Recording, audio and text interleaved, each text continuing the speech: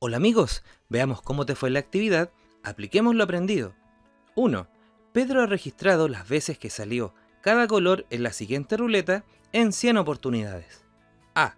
¿Cuáles son las probabilidades de cada color según sus frecuencias relativas? Aquí podemos ver que la ruleta tiene 4 colores, amarillo, celeste, morado y rojo. Y en la tabla nos muestra las veces que salió cada color al girar la ruleta en 100 oportunidades. Esto significa que si sumamos todas las frecuencias, debiera darnos 100, dado que se hizo girar 100 veces. Y recordemos que la frecuencia relativa no es nada más que la fracción entre la frecuencia y el total de datos. Usando luego las frecuencias relativas tenemos que la probabilidad de que haya caído amarillo va a ser igual a 35 partido del total, que en este caso es 100. Simplificando por 5, en el numerador nos queda un 7 y en el denominador nos queda un 20. Así que 7 veintavos es la probabilidad de que haya caído amarillo. En el caso del celeste, su probabilidad va a ser igual a su frecuencia, que es 30, partido también en 100 veces que se hizo el experimento. Simplificando los ceros nos quedaría 3 de 10. En el caso de morado, su probabilidad va a ser igual a su frecuencia, que es 28, partido en 100. Simplificando por 4 tenemos que en el numerador nos queda un 7 y en el denominador nos queda un 25. Y en el último caso, la probabilidad de que haya caído rojo va a ser igual a su frecuencia, que es 7, dividido del total, que es 100. Y aquí no podemos simplificar. Y así se calcularían las probabilidades usando las frecuencias relativas. B. ¿Cuáles son las probabilidades teóricas de cada color? Observemos que la ruleta está dividida en 16 partes. Luego, para calcular la probabilidad de cada color, lo único que tenemos que hacer es averiguar cuántas partes corresponde cada color de las 16 zonas. Así, en este caso, la probabilidad de que haya caído amarillo va a ser igual, en el denominador tiene que ir 16, dado que está dividida en 16 partes la ruleta, de las cuales podemos ver que 1, 2, 3, 4 y 5 zonas son amarillos. Por lo tanto, su probabilidad teórica es 5 de 16. En el caso del color celeste, observemos que de las 16 zonas son 1, 2, 3, 4, 5 partes que están pintadas de celeste. En el caso del color morado, podemos ver que hay 1 y 2 partes de las 16 pintadas de ese color. Y esta fracción la podemos simplificar por 2, quedándonos un octavo.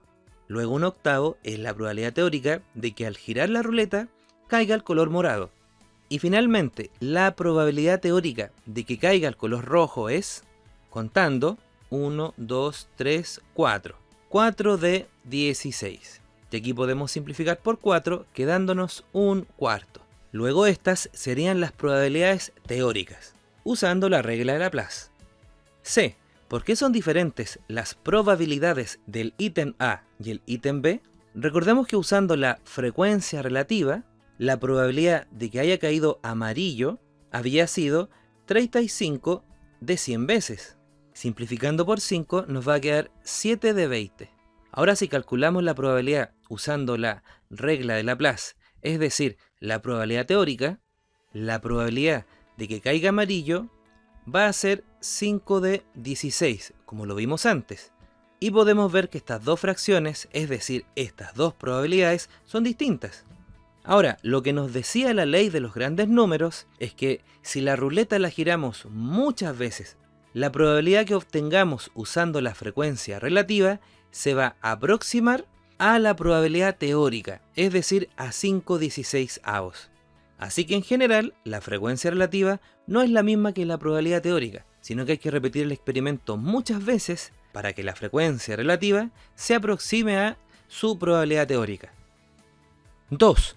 Al lanzar un dado, ¿cuál es la probabilidad de que la cara superior muestre un número par de puntos? Usando la regla de Laplace tenemos lo siguiente, que la probabilidad de que caiga par es igual a una fracción. En el denominador va el total de resultados posibles, que en este caso es 6. Claro, porque podría caer o el 1, o el 2, o el 3, o el 4, el 5 o el 6. Y de estos 6 resultados, los que son pares son el 2, el 4 y el 6. Es decir, tenemos 3 casos favorables. Simplificando por 3 nos quedaría un medio. Es decir, la probabilidad de que caiga par es igual a un medio. 3. Al sacar una carta de un naipe inglés, ¿cuál es la probabilidad de sacar un rey? Primero veamos cómo es el mazo de un naipe inglés. El naipe inglés es un naipe que tiene 4 pintas. Se le llama pintas al tipo de cartas. En la primera fila tenemos los tréboles, en la segunda fila tenemos las picas, en la tercera fila tenemos los corazones y en la cuarta fila tenemos los diamantes. Por cada pinta tenemos 13 cartas. Estas van del as hasta el 10 y las cartas 11, 12 y 13 están simbolizadas por figuras o monos. El 11 es una jota, el 12 es una cuina y la carta 13 es el rey, el Kaiser. Entonces nos preguntan, si elegimos una carta al azar de este mazo, ¿cuál es la probabilidad de sacar un rey? Entonces, usando la regla de Laplace, tenemos que la probabilidad de elegir un rey o un Kaiser es igual a una fracción. En el denominador podemos ver que tenemos 52 cartas, dado que tenemos 4 pintas y por cada pinta tenemos 13 cartas y 4 por 3 nos da 52. Y de estas podemos ver que existen 4 reyes, uno por cada pinta. Por lo tanto, la probabilidad de sacar un rey de este mazo es 4 de 52. Simplificando por 4 nos quedaría 1 sobre 13. Y esta es la probabilidad de elegir un rey de un mazo inglés. 4. Al elegir al azar una de las siguientes fichas, ¿cuál es la probabilidad de que sea una ficha con vocal? Usando la regla de Laplace tenemos que la probabilidad de elegir una letra vocal va a ser igual. En el denominador tenemos que escribir el total de fichas que tenemos disponible. Contando vemos que tenemos 1, 2, 3, 4, 5, 6, 7, 8, 9, 10, 11, 12, 13 y 14. Y de estas 14 fichas, las que son vocales son 1, 2, 3, 4, 5 y 6. Es decir, la probabilidad es 6 sobre 14.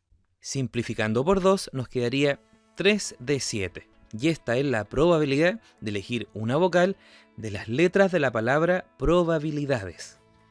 5. Pinta la siguiente ruleta de forma que al girarla, la probabilidad de que caiga en el color verde sea un 20%, en el color rojo sea un quinto, en el color blanco sea 0,3 y el resto amarillo. Primero observemos que nuestra ruleta está dividida en 10 partes. Luego, cada una de estas probabilidades tenemos que escribirla con denominador 10 para entender cuántas de las 10 partes corresponde a cada color. En el caso del color verde, queremos que la probabilidad de que la ruleta caiga en ese color sea un 20%. Esto en fracción equivale a un quinto. Y si ahora amplificamos por 2, nos va a quedar 2 de 10. Esto nos dice que de las 10 partes en que fue dividida la ruleta, 2 deben corresponder al color verde. Así que pintemos estas 2, por ejemplo. En el caso del color rojo, su probabilidad es un quinto. Y al ser igual que la probabilidad verde, amplificando, nos va a quedar 2 de 10. Es decir, también tenemos que pintar 2 partes rojas de las 10 disponibles. En el caso del color blanco, su probabilidad es 0,3, que escrita en fracción es 3 décimos. Por lo tanto, deben quedar blancas 3 de las 10 partes. Y nos dicen que el resto debe quedar pintado de amarillo. Y podemos ver que quedan 3 de las 10 partes. Así que esto nos dice que la probabilidad de que la ruleta caiga en el color amarillo es 3 de 10. 6. En un curso de 40 alumnos, 8 de los 18 varones prefieren los helados de fruta en vez de chocolate y 13 señoritas prefieren helados de chocolate. Si elegimos un estudiante al azar, ¿cuál es la probabilidad de que sea una señorita que prefiere helado de fruta? Observemos que cada vez que elegimos a una persona, esta tiene 2 atributos o 2 cualidades en este problema. Puede ser varón o señorita y además le puede gustar un helado entre 2 sabores. Por esto, para entender mejor la información, vamos a hacer una tabla de doble entrada. Ahora completemos la tabla. Nos dicen que en total el curso tiene 40 alumnos. Este dato iría acá, en el total de los totales. También nos dicen que 8 de los 18 varones prefieren los helados de fruta. Esto quiere decir que tenemos a 18 varones y de estos 18 tenemos que colocar 8 en los que prefieren el helado de fruta. De aquí se deduce que son 10 varones los que prefieren el helado de chocolate, para que de esta forma sumen 18. También nos dicen que 13 señoritas prefieren helado de chocolate. Este 13 iría acá.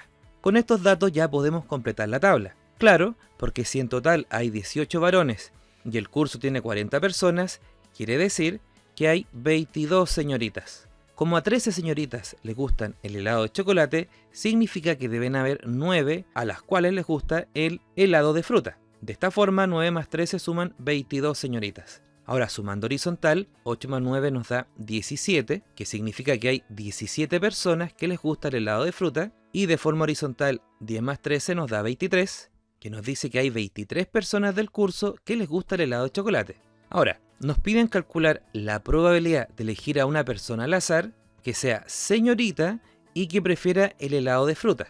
Y usando Laplace tenemos que de las 40 personas, las que son señoritas y les gusta el helado de fruta son 9. Es decir, la probabilidad pedida es 9 de 40. Bien amigos, y ahora te invitamos a resolver las actividades de Trabajemos la autonomía. Que estés bien.